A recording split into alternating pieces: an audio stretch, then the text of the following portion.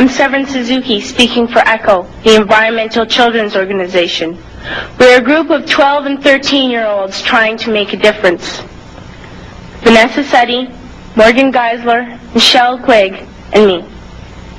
We've raised all the money to come here ourselves, to come 5,000 miles to tell you adults you must change your ways.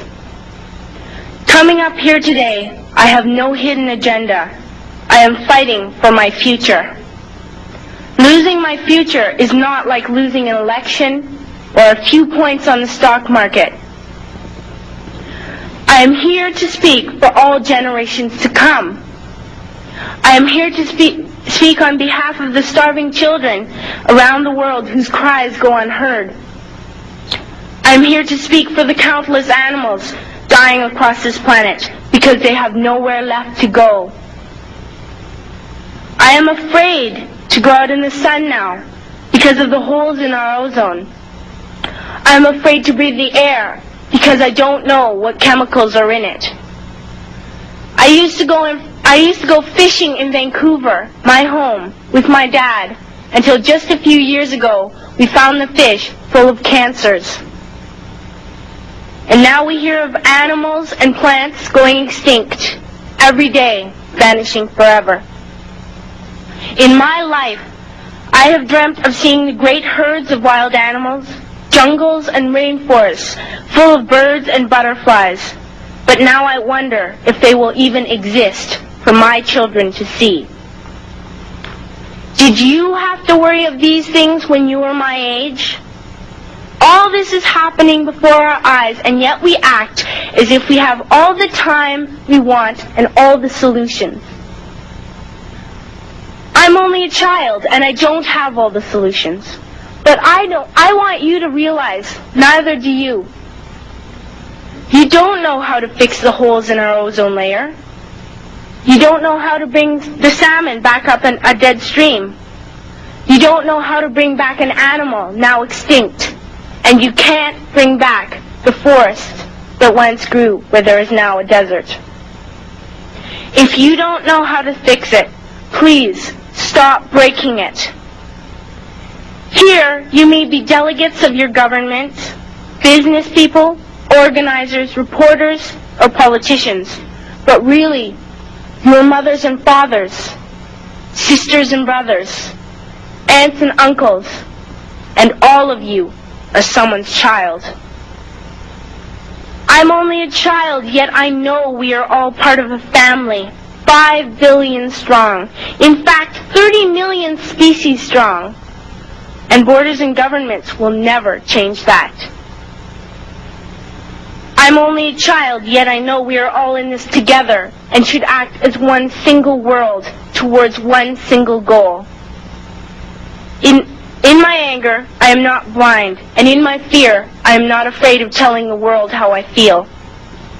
In my country, we make so much waste. We buy and throw away, buy and throw away, buy and throw away, and yet northern countries will not share with the needy. Even when we have more than enough, we are afraid to share. We are afraid to let go of some of our wealth. In Canada, we live the privileged life, with plenty of food, water, and shelter. We have watches, bicycles, computers, and television sets. The list could go on for 2 days. 2 days ago, here in Brazil, we were shocked when we spent time with some children living on the streets. This is what one child told us. I wish I was rich. And if I were, I would give all the street children food, clothes, medicines, shelter, and love and affection. If a child on the streets who has nothing is willing to share, why are we who have everything still so greedy? I can't stop thinking that these are children my own age, that it makes a tremendous difference where you are born. That I could be one of those children living in the favelas of Rio. I could be a child starving in Somalia, or a victim of war in the Middle East, or a beggar in India. I am only a child, yet I know if all the money spent on war was spent on finding environmental answers, ending poverty, and finding treaties, what a wonderful place this earth would be. At school, even in kindergarten, you teach us how to behave in the world. You teach us not to fight with others, to work things out, to respect others, to clean up our mess, not to hurt other creatures, to share, not be greedy. Then why do you go out and do the things you tell us not to do? Do not forget why you are attending these conferences, who you're doing this for. We are your own children. You are deciding what kind of a world we are growing up in. Parents should be able to comfort their children by saying, everything's going to be all right. It's not the end of the world, and we're doing the best we can. But I don't think you can say that to us anymore. Are we even on your list of priorities? My dad always says, you are what you do, not what you say. Well, what you do makes me cry at night. You grown-ups say you love us, but I challenge you, please, make your actions reflect your words. Thank you.